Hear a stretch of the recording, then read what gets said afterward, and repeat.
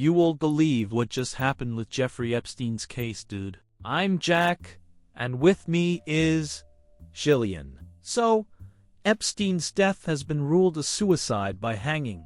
The 66-year-old financier was found dead in his cell at the Metropolitan Correctional Center in New York City on August 10th, touching off outrage and disbelief over how such a high-profile prisoner, known for socializing with powerful people, including Presidents Donald Trump and Bill Clinton, could have gone unwatched. The Bureau of Prisons said Epstein had apparently killed himself, but that did not quash conspiracy theories about his death.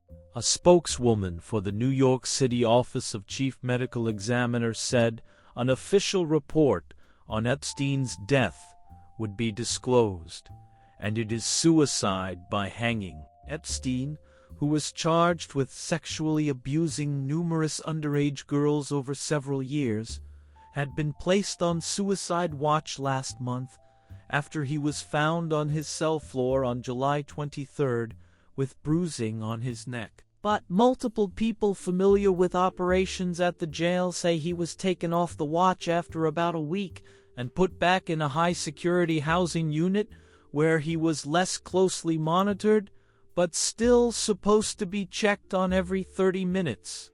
This is crazy. What were they thinking, taking him off suicide watch like that? Attorney General William Barr says officials have uncovered serious irregularities at the jail. The FBI and the Justice Department's Inspector General are both investigating Epstein's death. I'm glad to see the FBI and the Justice Department are investigating. We need to get to the bottom of this. Jail guards on duty the night of Epstein's death are suspected of falsifying log entries to show they were checking on inmates every half hour as required. No way. This is just getting more and more corrupt by the minute.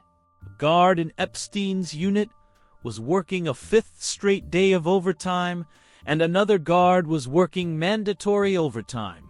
You've got to wonder how deep this goes and who else was involved. U.S. District Judge Richard Berman, who is in charge of the criminal case against Epstein, asked the jail's warden this week for answers about the earlier episode, writing in a letter on Monday that it had never been definitively explained. It's mind-boggling. The fact that Epstein was taken off suicide watch after just a week is just insane. And now 2 more women have come forward saying they were abused by Epstein, which is just heartbreaking. The suit, filed on Thursday in a federal court in New York, claims the women were working as hostesses at a popular Manhattan restaurant in 2004 when they were recruited to give Epstein massages. One was 18 at the time, the other was 20. It's just so sad to think about what they went through. One plaintiff now lives in Japan, the other in Baltimore, and they seek $100 million in damages, citing depression, anxiety, anger, and flashbacks.